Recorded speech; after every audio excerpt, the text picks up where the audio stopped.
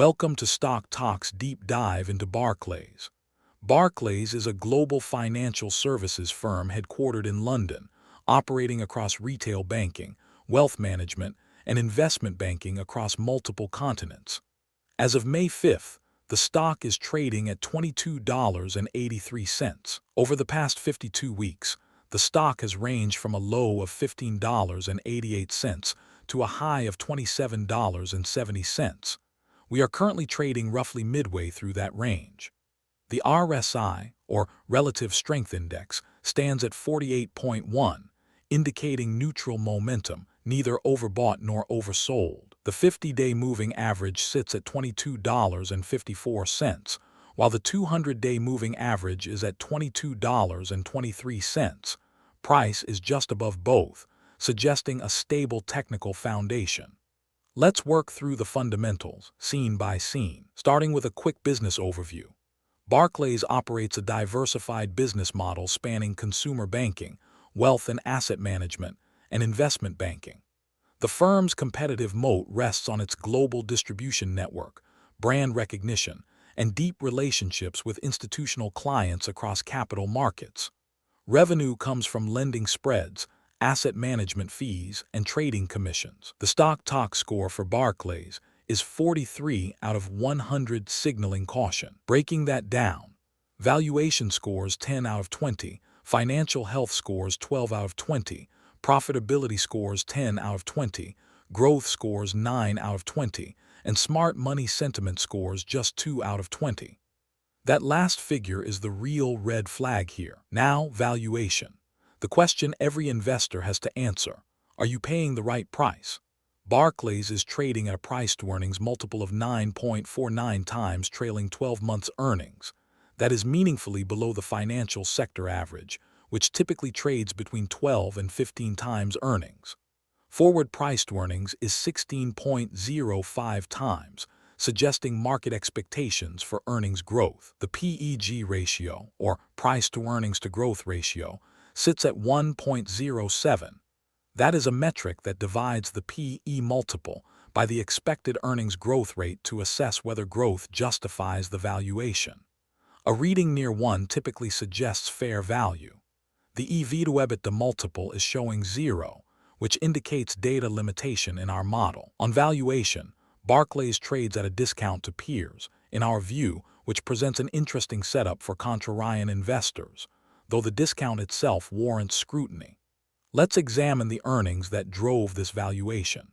In Q2 2025, Barclays reported earnings per share of 63 cents, beating the consensus estimate of 60 cents. However, revenue came in at $8.16 billion, substantially below the estimate of $27.09 billion, a significant miss that caught the market off guard.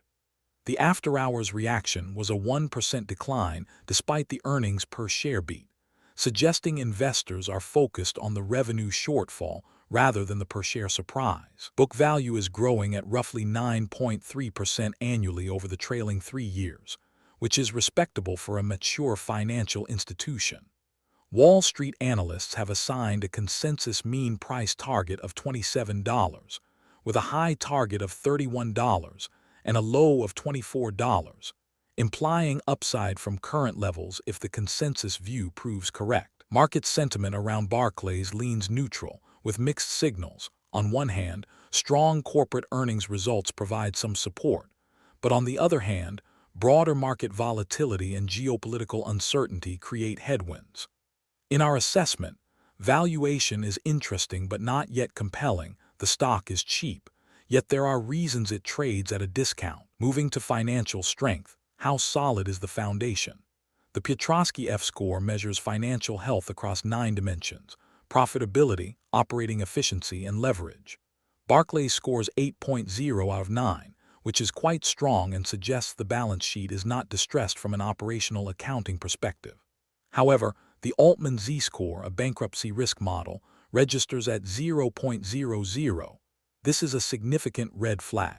A Z-score below 1.8 indicates distress risk, and a 0 reading typically signals missing or problematic data in the model. This is a crucial limitation we must acknowledge. The Altman score cannot be interpreted here, and we cannot use it to rule in or out insolvency concerns. On leverage, the cash-to-debt ratio stands at 1.72, meaning the company has $1.72 in cash, an equivalence for every dollar of debt outstanding. For a bank, this is a meaningful cushion. Debt to equity sits at 1.79, which is moderate for a financial institution but elevated compared to less leveraged sectors. Interest coverage cannot be calculated from available data.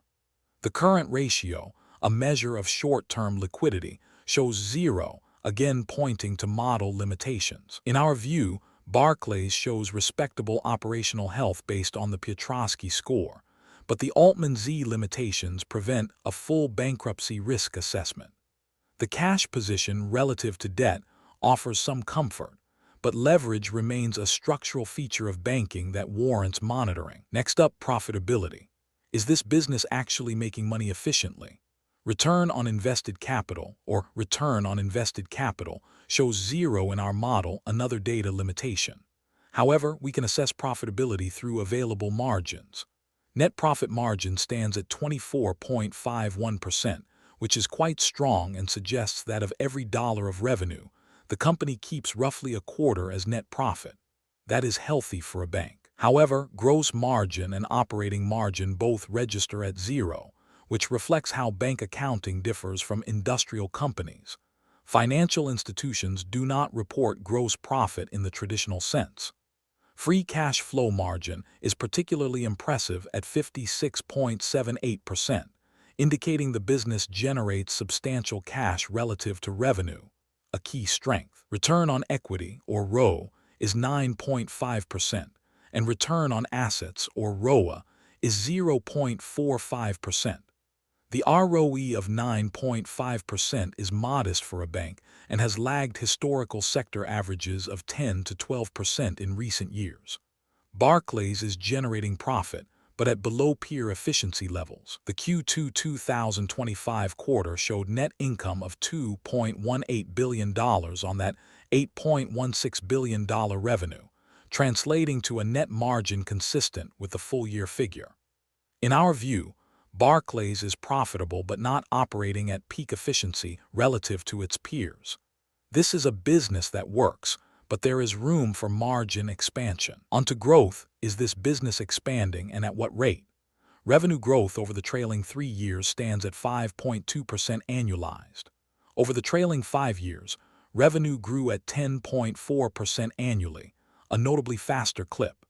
This deceleration is telling earlier growth has slowed, which is common for a mature financial services firm, but concerning for investors seeking acceleration. Q2 2025 revenue grew 15.3% year-over-year, but this was measured against a depressed prior year quarter and came in below analyst expectations in absolute dollars, as we noted earlier.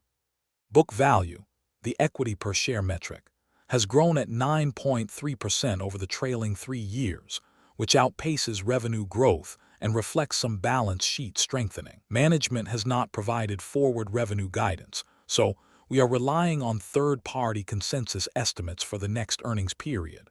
The dividend yield stands at 1.99%, offering modest income. The setup here is a business experiencing a growth deceleration.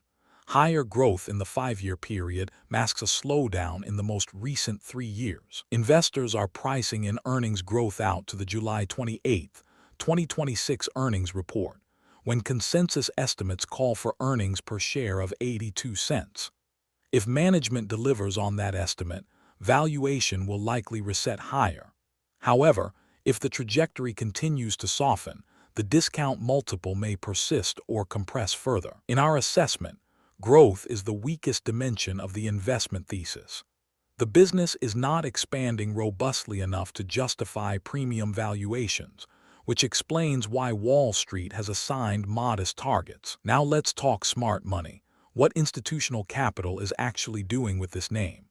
7 top-tier value managers currently hold Barclays stock, which is a meaningful signal that sophisticated long-term investors have positions here. However, recent activity is telling. Among 13 institutional filers, those who hold substantial stakes, only 3.1% are net buyers, meaning they are holding more than 50% in their latest filings compared to prior periods. This is a very low buyer percentage and suggests institutional confidence is muted. Let me highlight the specific gurus with notable positions. Sarah Ketterer at Causeway Capital Management holds the stock at 1.32% of her portfolio, but has reduced her position by 13.84% in recent quarters, a meaningful trim. Richard P. Zena at P. Zena Investment Management is also trimming aggressively, cutting his position by 60.2%. This is not a vote of confidence. Insider ownership stands at just 0.34%, meaning company management and officers own very little of the equity they operate. This is a red flag from an alignment perspective. Insiders typically buy their own stock when conviction in the company's future is high. Over the last 3 months, there have been 0 insider purchases and 0 insider sales, suggesting neither optimism nor panic within management, but rather indifference. The broader smart money indicator, the 2 out of 20 score, reflects this mixed picture.